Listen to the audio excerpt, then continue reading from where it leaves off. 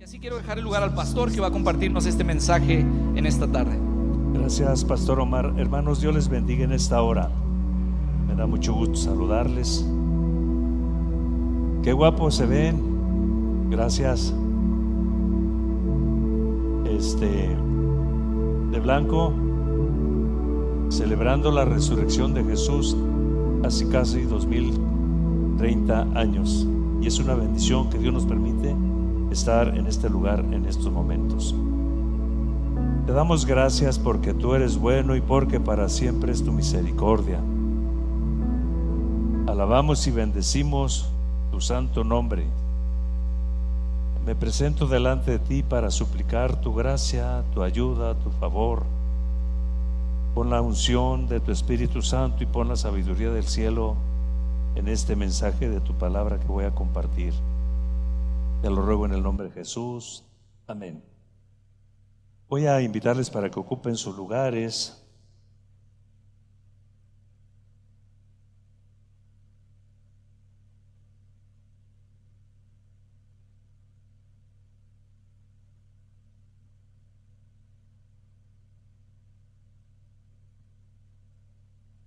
Es domingo de resurrección. Voy a compartir este mensaje de la palabra del Señor, esperando que traiga bendición a cada uno de ustedes. Por esta vez, quédate con nosotros. Ya es muy tarde y pronto el camino estará oscuro. Jesús se fue a la casa con ellos. Estoy leyendo Lucas capítulo 24, verso 29. Esta frase de por esta vez no la inventé yo, no es originaria de un servidor. De hecho, todo lo que nosotros hablamos y decimos es de aquellas personas que nos antecedieron, de aquellos que nos adelantaron, de aquellos agudos de mente, de aquellos que escribieron o dijeron algo. En otras palabras, siempre estamos repitiendo lo que oímos, lo que vimos o lo que leemos de otros. Y por eso hago la aclaración. La frase no es propia de un servidor. La escuché en diferentes ámbitos, pero cuando más captó mi atención es en uno de los himnos, casi de los primeros himnos que escribió Marcos Witt. Por esta vez, yo quiero decir, más o menos va así. Y Marcos Witt dice que este himno él lo escribió cuando tenía 16 años. Entonces, si él nació el 1962, para el 70 pues son 8 años, para el 78 son 16 años. Y cosa curiosa, cuando yo escuché esta alabanza, porque toca mi corazón, toca mi cerebro, toca mi corazón, me bendice cuando yo escucho esta preciosa alabanza. Le encontré la esencia, le encontré el sabor de cuando yo llegué a Durango, que llegué el 74 y terminé el 77 la escuela bíblica, y le encontré esa esencia, tanto los acordes del teclado, porque ahí empecé a escuchar yo eso en Durango, y dije, tiene el sabor de cuando yo estuve en Durango. Y ya después me doy cuenta que Marcos Witt vivió en Durango, sus papás vivieron en Durango, y que fue más o menos en esa fecha, 77, 78, cuando él escribió. Por esta vez yo quiero decir, y ya luego viene toda la relación de te amo. Y de ahí tomé esa frase, por esta vez, pero aplicado en esta ocasión exclusivamente a la resurrección de Jesús. Por esta vez quédate con nosotros. Ya es muy tarde y pronto el camino estará oscuro. Esa es una realidad a la que todos estamos expuestos. Nuestra vida está llena por muchos momentos de felicidad. De hecho, son más los momentos de felicidad que los momentos oscuros, o los momentos cuando atardece o cuando se va a poner oscuro el camino. Nuestros momentos son más los de felicidad y de paz y de alegría los que pasamos en lo general que los momentos oscuros que vivimos. Repito, por esta vez quédate con nosotros. Ya es muy tarde y pronto el camino estará oscuro. Jesús fue a la casa con ellos. Jesús entró a casa y se quedó con ellos. Por esta vez, antes que llegue la noche del viernes, de quien menos te lo esperas. Ese insólito día, por la tarde noche, José de Arimatea tomó la iniciativa de ir con Pilato y pedirle el cuerpo de Jesucristo. No pudo ser ninguno de los otros apóstoles. Los dominó el miedo. No puedo decir que eran cobardes. Los dominó el miedo a los otros apóstoles. No puedo decir que fue Judas. Cuando Judas supo que habían condenado a Jesús a muerte, se sintió muy mal por haberlo traicionado.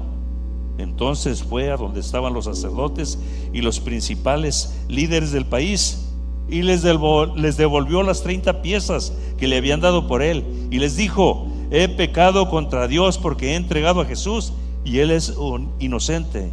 Y ellos contestaron: ¿y eso qué nos importa? Ese es tu problema. Eso fue lo que le dijeron. Entonces Judas tiró las monedas en el piso del templo y salió y fue y se ahorcó. De quien menos te lo esperas, no pudo ser Judas. Tampoco pudo ser aquel muchacho que siguió a Jesús hasta el monte Calvario, donde iban a crucificar a Jesús, y iba envuelto en una sábana. De hecho, les encargué la tarea a algunos de los hermanos de la iglesia que investigaran quién fue. Iba envuelto en una sábana. Yo no sé si era noche de disfraces, tal vez no, pero él está tratando de despistar al enemigo, y cuando lo descubren y cuando lo detienen, como pudo se zafó de la sábana y salió desnudo corriendo.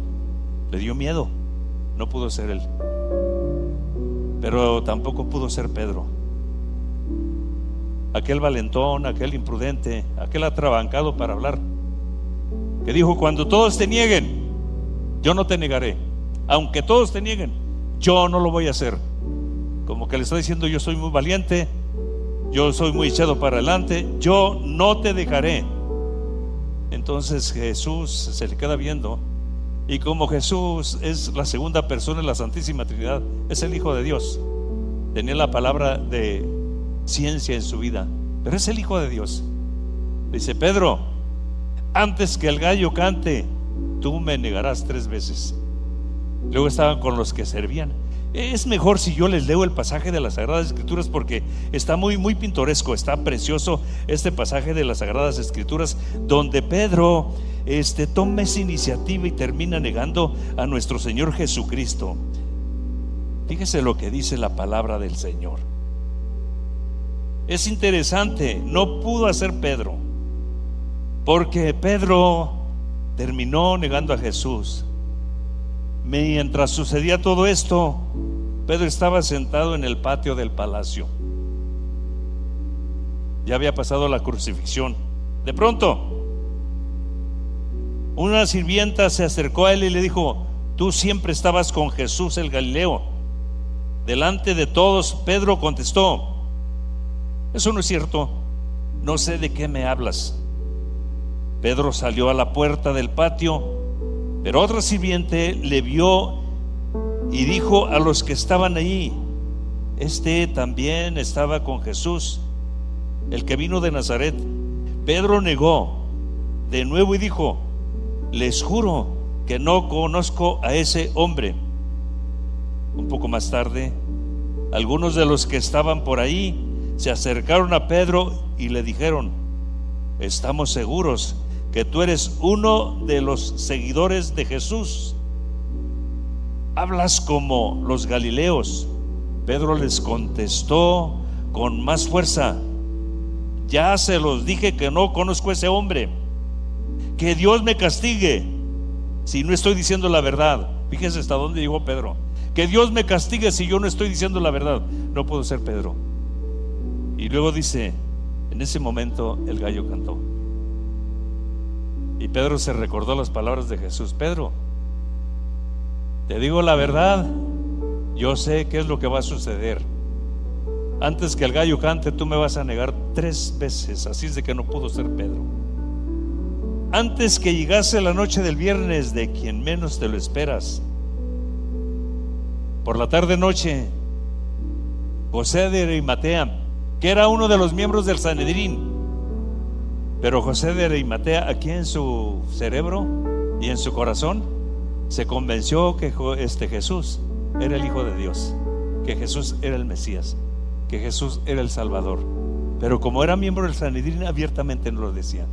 Pero cuando todos los apóstoles se acobardaron, cuando todos huyeron, porque a todos les dio miedo, no puedo decir que a todas las cosas les tenían miedo, pero en ese momento el miedo los dominó y se acobardaron y dejaron a Jesús solo en la cruz.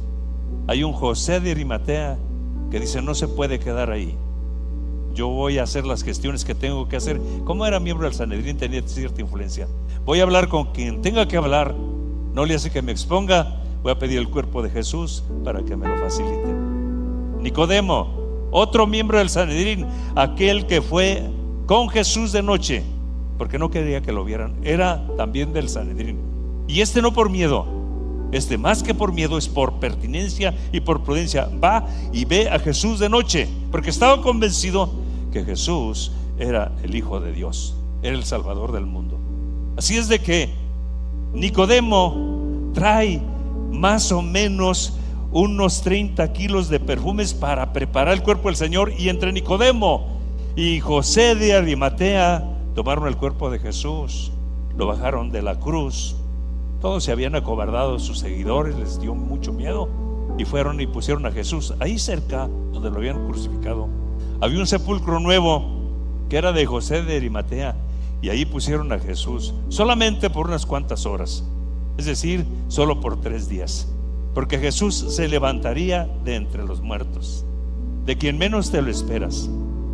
Quiero decirles, iglesia, que hay momentos especiales para todos nosotros, pero quiero mencionarles que hay momentos exclusivos para un José de Arimatea, para un Nicodemo. Hay momentos especiales y hay momentos exclusivos. A mí me gustaría que Dios me incluyera en un momento especial, y a mí me gustaría que Dios tuviera un momento exclusivo para mí, pero entenderlo y no acobardarme y no negarlo, incluso con juramento. Les juro por Dios, dijo que no lo conozco. A mí me gustaría estar incluido en un momento especial. De hecho, Rick Warren dice que todos a esta vida hemos venido con un propósito: descubrir el propósito, descubrir ese momento exclusivo que Dios tiene para ti. Te voy a decir algo: no es para alguien que tú admiras y conoces aquí en la iglesia, no es para un diácono, no es para el pastor, no es para que tomes, y estamos para servir, con mucho gusto lo haremos. No es para que tomes el teléfono y le llames al pastor: pastor, hay un endemoniado, pastor, hay un enfermo, desahuciado, pastor, hay un problema muy serio, queremos que venga a ayudarnos. Dios tiene momentos especiales y momentos exclusivos. El asunto es ponerse en la frecuencia de Dios y entender que es para ti. Te menciono algo. Dice la Biblia que tú y yo somos cuerpos nuestro cuerpo es templo del Espíritu Santo. Entonces, si el Espíritu Santo habita en ti, quiere fluir a través de tus ojos y quiere fluir a través de tus manos, a través de tus labios. Hay momentos exclusivos. No eran 12 los que le seguían. Uno le traicionó y le vendió por 30 piezas de plata. Otro le negó 3 veces. Otro, envuelto en una sábana, cuando le descubren sale corriendo encuerado. No le interesó. Pero de quien menos te lo esperas, porque aquellos ni siquiera aparecían en el escenario de los seguidores abiertamente de Jesús. Ellos dijeron: no se puede quedar ahí, hay que llevarlo a que descanse en el sepulcro. Lo más seguro es que ellos sabían que iba a levantarse el 3er día. Hay que llevarlo a que descanse, porque no fueron ellos los que pusieron la guardia las 24 horas del día, de día y de noche. Había guardias para que no se robaran al cuerpo de Jesús, porque el invento de los seguidores de Jesús, de los enemigos de Jesús más bien dicho, el invento era: no va a ser que se lo roben, y entonces la tragedia va a ser peor, no vamos a ver cómo taparla, porque el diablo siempre tiene artimañas, siempre obra así, con artimañas, con estrategias mañosas, con el propósito de distraer. Por esta vez, antes que llegue el domingo, está el Sabbat judío, nuestro sábado, el 7º día de la semana. Así se dice en la Biblia, 7º día. Este día se conmemora el descanso de Dios cuando hizo toda la creación. Pero este día, aunque algunos dicen que Jesús, cuando estuvo sepultado, su espíritu no descansó y fue a libertar a los cautivos. Cosa curiosa, en los reportajes que da Pedro Ferriz de Con me tocó escuchar lo que hablaba algo al respecto, que Jesús fue a libertar a los cautivos, pero su cuerpo, si el espíritu no descansa y fue a predicar a los cautivos al mismo infierno, el cuerpo del Señor Jesucristo este día descansa de la obra más impresionante que vino a hacer este mundo, la obra de la redención, donde nos salvaría a usted y a mí. Sea bendito el nombre de Cristo Jesús para siempre.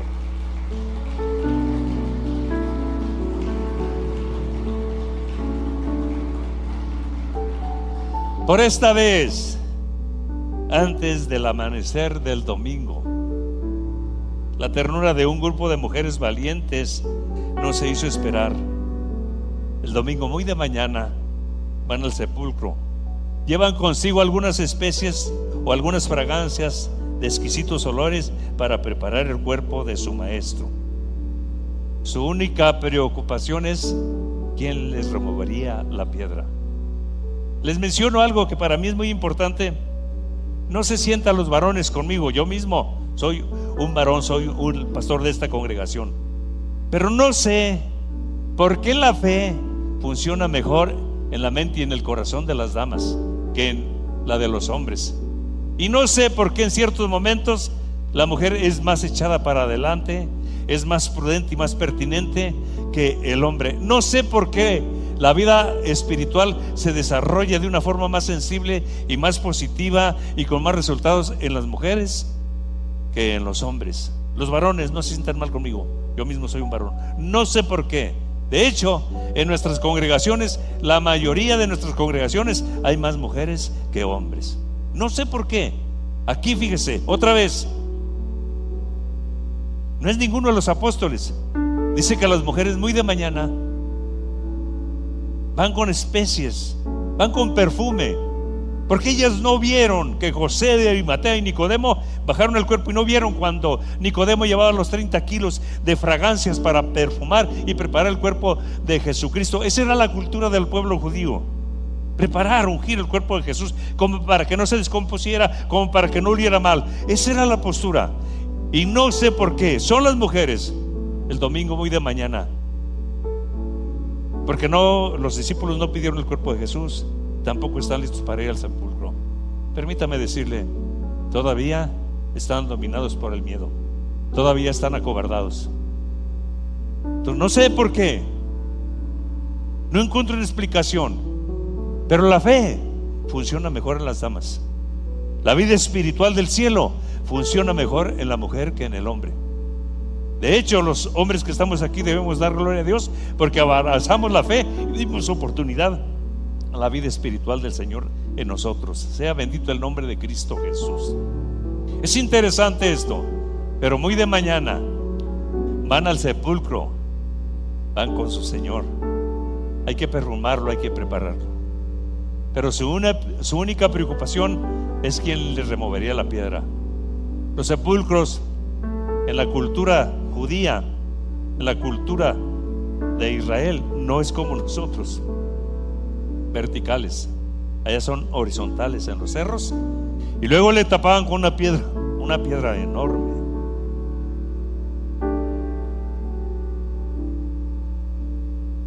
Y su preocupación es quién removería aquella piedra grandísima para ellas accesar al sepulcro y preparar el cuerpo de Jesucristo.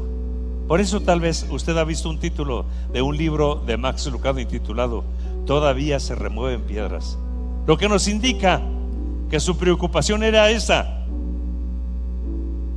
Y yo le pregunto, ¿quién movió la piedra? ¿Fue la guardia? Eran 4 soldados de día, 4 de noche. Si se alternaban en otro lapso de tiempo, eran 4 siempre los que estaban ahí. Su única responsabilidad era que nadie quitara la piedra y que nadie se llevara el cuerpo de Jesús. La preocupación de las mujeres es quién nos va a remover la piedra. Hay soldados. La piedra es muy grande. ¿Quién la movió a los soldados? Fíjese que no. ¿La movieron para que Jesús se saliera? Fíjese que no. Jesús se levantó y salió del sepulcro sin que le quitaran la piedra. Pero los ángeles, 2 varones de vestiduras blancas, así de blanco como andamos nosotros ahora, quitaron la piedra para que cuando llegaran las mujeres, la piedra ya no les estorbara y ellas entraran al sepulcro, solo para que se dieran cuenta que el cuerpo de Jesús ya no estaba ahí. Se regresaron con los perfumes que llevaban, porque Jesús no estaba ahí. Y su aprisa era llegar con los discípulos y decirles: se robaron el cuerpo de Jesús. Pero en el camino Dios se apareció con una de ellas y le dice: ve y diles a los discípulos que voy a Galilea como se los dije. Para mí esto es muy interesante. ¿Qué es el problema que tienes? ¿Cuál es la piedra que tú no puedes remover? Ya le buscaste por aquí, por allá, de todas formas. O sea, cuando hablo de quién removerá la piedra, es un problema que no se resuelve en tu vida. No se ha resuelto, ahí está el problema. No fue la guardia los que movieron la piedra. La preocupación de las mujeres tenía sentido. ¿Quién nos removerá la piedra? No fue la guardia, no fueron humanos, fueron los ángeles del cielo. Ese problema que te atosiga, que te atormenta, que te persigue, que te lastima, que ya viste que no lo puedes resolver tú, lo puede resolver Dios. Pero tienes que rendirte y decirle: no puedo, ya hice hasta lo imposible. Si tú puedes, hazlo, ayúdame, interven, remueve la piedra y verás que Dios es poderoso para hacerlo. Sea bendito el nombre de Dios para siempre.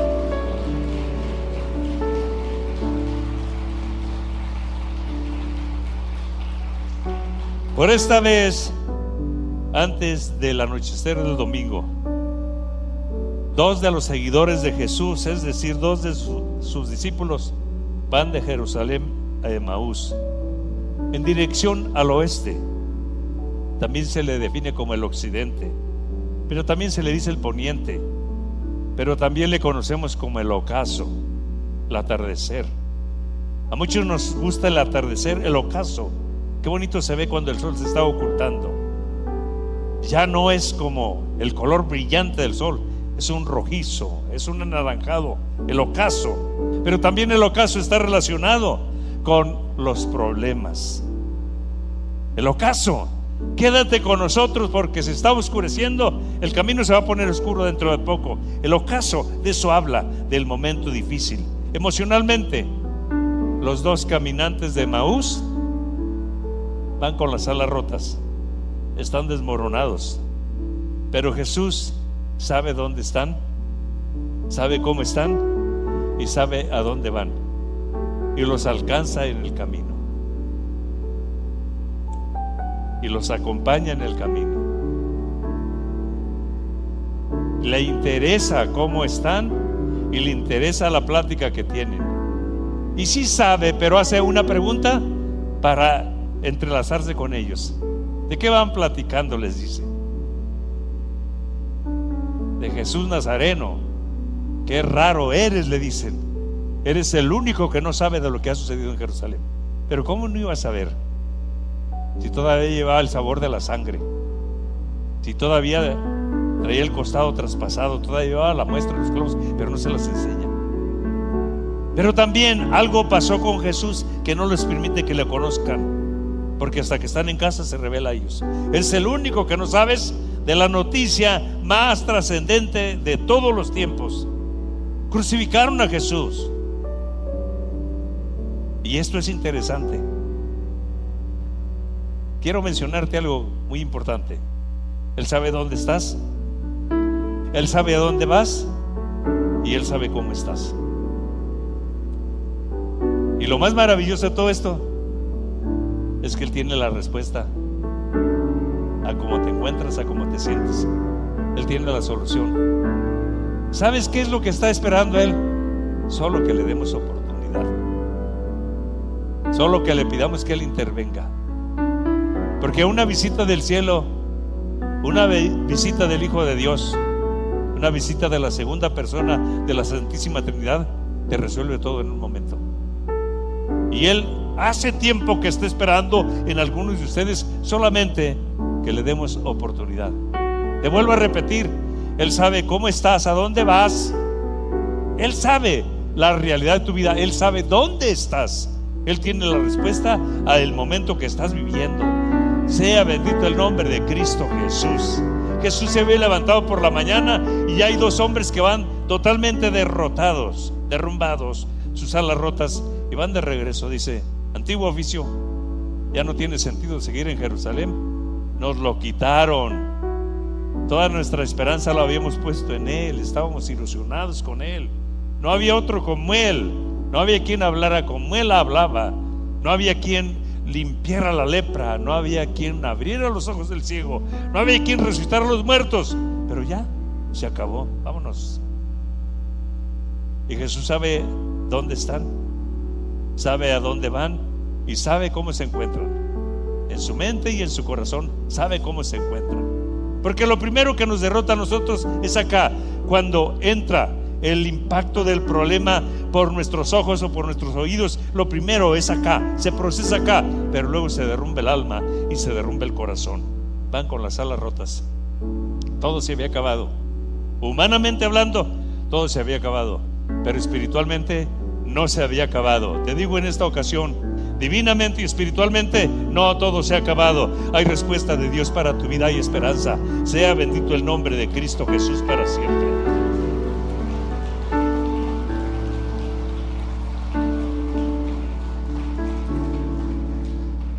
Por esta vez, antes del anochecer del domingo, quédate con nosotros, porque se hace tarde. La hospitalidad es un acto de la generosidad.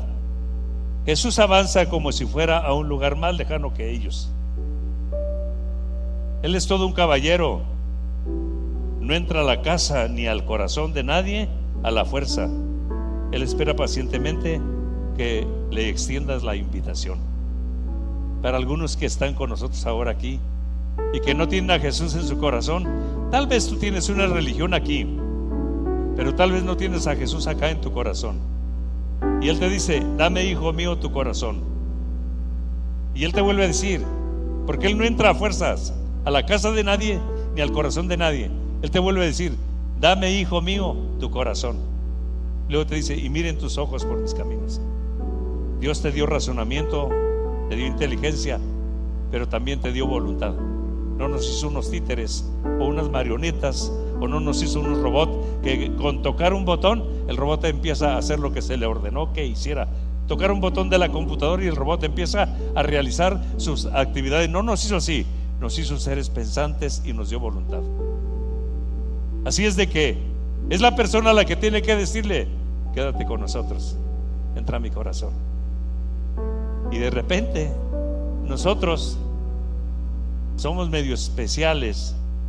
Permítame utilizar una conmutación, un retruécano. Tenemos unos chulos modos tan feos que sacamos a Jesús de nuestro corazón con nuestro comportamiento. Sí, es un retruécano, porque chulos modos tan feos, y lo sacamos de nuestro corazón y Él se sale. Pero Él es un caballero. Él no es como nosotros. A mí me hacen algo, a usted le hacen algo y guardamos resentimiento y amargura por muchos días. Él no es como nosotros. A Él, si le volvemos a invitar y le volvemos a decir: quédate con nosotros, Él se regresa y se queda con nosotros y entra al corazón. Dale palmas al Señor. Sea bendito el nombre de Cristo Jesús. Nadie como Jesús, nadie como el resucitado. No guarda resentimiento. Si lo sacamos y le volvemos a decir: quédate con nosotros, Él vuelve y entra en nuestro corazón. Sea bendito el nombre de nuestro Señor Jesucristo. Sea glorificado el Señor para siempre. Por esta vez, antes del anochecer del domingo, se quedó Jesús, entró a la casa. Le dijeron: se está oscureciendo, el camino se va a poner bien oscuro, no te vayas, quédate con nosotros. Y entró y se quedó con ellos en casa. Se sienta a la mesa y dice que entonces se les cayó la venda y se fijaron cómo tomó el pan. Ya lo habían visto en otra ocasión tomar el pan, cuando la Santa Cena. Ya lo habían visto en diferentes ocasiones cómo tomaba el pan y cómo daba gracias a él. Su lenguaje corporal de sus manos y de su cara lo conocían. Entonces ahí se les quitó la venda, y cuando ven cómo toma el pan y cómo da gracias y cómo lo parte, lo conocen, pero en automático Jesús se les desaparece. Ahí lo conocieron. Nosotros tenemos momentos especiales y sabemos cuándo Dios nos visita, y sabemos cuándo Dios nos habla, y sabemos cuándo Dios trata con nosotros, y se quebranta nuestra vida, y nuestra vida se llena de la felicidad y se llena del toque del cielo, se llena de ese momento especial y contundente. Sea bendito el nombre de Cristo Jesús para siempre. Con el mejor de los respetos, mis hijos pasaron en algún momento, cuando eran niños adolescentes, por un momento muy difícil. A mí Dios me confirmó, porque ellos fueron salvos a los 8 años, que ellos estaban apartados para la obra del ministerio. Pero en los momentos más críticos de ellos, en su adolescencia, juventud, que los dos lo pasaron en convenciones donde yo estaba a veces. Otra vez me pasó aquí en el estadio de béisbol de Chihuahua, con Cash Luna, que venía la presencia, Dios empezaba a tocarme y empezaba a bendecirme. Y cuando venía la presencia del Señor, junto con la presencia del Señor, pues todos estábamos tocados. Pero a mí en lo particular venía el Espíritu Santo y me decía: ellos son míos, no te preocupes, yo los voy a regresar y van a servir en la obra del ministerio. Y hace unos días me pasó con Ian, el hijo mayor de Raquel. Cosas que nosotros pensamos a veces de nuestros nietos o de nuestros hijos, y que en algún momento, platicando con Raquel platicó y le dijo a mi esposa lo mismo que yo he pensado de Ian, en la amenaza que hay. Pero ese día yo estoy buscando al Señor, y cuando estoy buscando al Señor, viene el Espíritu Santo y me dijo: Ian es mío y me va a servir. El diablo quisiera que fuera de él, pero él es mío y me va a servir. De esos momentos especiales, bendito el nombre de Cristo Jesús. Cuando Él entra, cuando Él nos bendice, cuando Él arde en nuestra mente, cuando Él arde en mi corazón. Porque aquí, fíjese, ellos cuando van en el camino, dice, les abrió las Escrituras, les empezó a hablar de las Escrituras, les empezó a hablar de la palabra de Dios. De eso les empezó a hablar. Desde Moisés hasta los profetas les empezó a hablar que era necesario que el Cristo muriera y que al tercer día se levantaría de los muertos. Les empezó a hablar. En el camino no lo conocen, y antes de conocer quién era el predicador, su corazón arde y no se pone, fíjese bien, a evaluar. El predicador es desconocido para ellos, pero no se ponen tampoco a evaluar la retórica del predicador. No están haciendo eso. Ellos solamente dicen: cuando nos abría las Escrituras, cuando nos hablaba de lo que dijo Moisés, cuando nos hablaba de lo que dijeron los profetas, los dos dijeron: ¿tú sentías lo mismo que yo? Ardían nuestros corazones. Y dijaba Masai les do isminisai. Cuando Dios toca nuestros corazones, lo sabemos todos. Cuando Dios empieza a trabajar en nuestro cerebro, todos lo sabemos. Cuando vienen los pensamientos del cielo en nuestro cerebro, y que viene el pensamiento, es cuando Dios nos está hablando y arde en nuestro corazón. Todos lo sabemos. Y hay momentos exclusivos, hay momentos especiales del cielo que todos quisiéramos que sucedieran. Yo siempre me gustaría que suceda eso. Solamente te digo, Dios tiene la respuesta para tus hijos y para tus nietos, y tiene bendición para tu hogar. Sea bendito el nombre de Cristo Jesús para siempre. No ardían nuestros corazones. El que se les acerca en el camino, el que los acompaña en el camino, no lo conocen. Eres el único forastero, eres el único desconocido, eres el único raro, les dijo. Es lo que le están diciendo: eres el único raro. Pues cuando ese único raro, cuando ese desconocido, cuando ese no conocía de nada, según para ellos, les empieza a abrir las Escrituras, dice que su corazón arde. Qué bonito es cuando arde nuestro corazón por el toque de la presencia de Dios.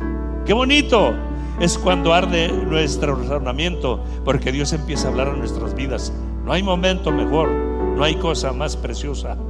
No ardían nuestros corazones cuando nos abría las escrituras y nos hablaba de Moisés y nos hablaba de los profetas, que era necesario que el Cristo padeciera y se levantara al tercer día. Y lo que más coraje le da a Satanás y a los demonios es que Cristo está vivo, no está muerto. Es que Cristo está a la diestra de Dios. Tú así va mal.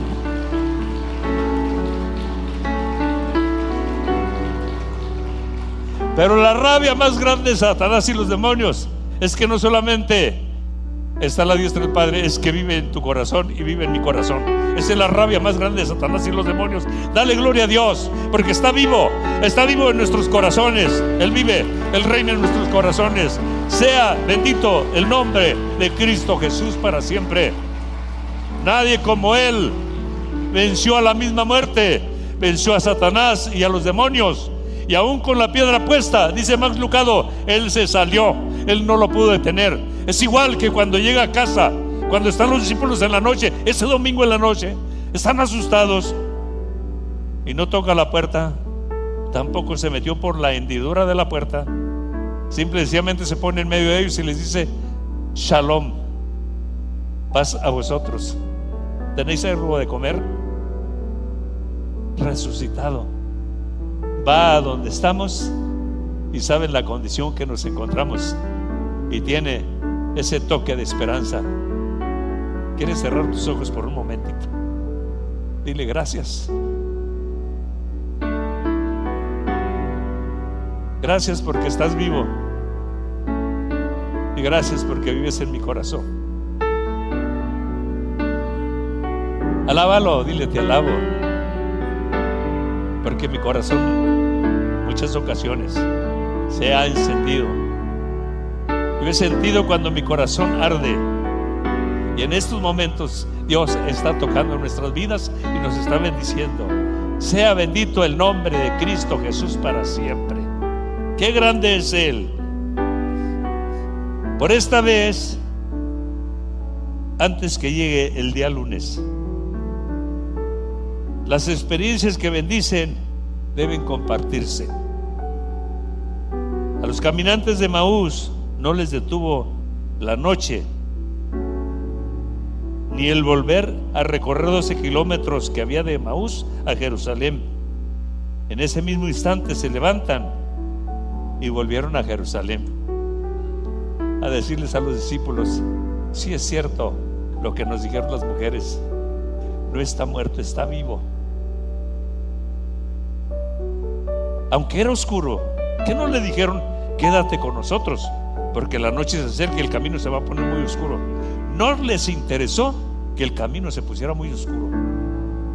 No les dio miedo y no les interesa regresar y recorrer los 12 kilómetros.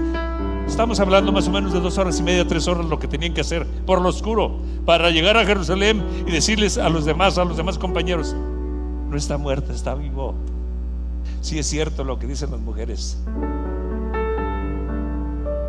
¿Acaso no vale la pena nuestra fe? ¿Acaso no vale la pena nuestra esperanza?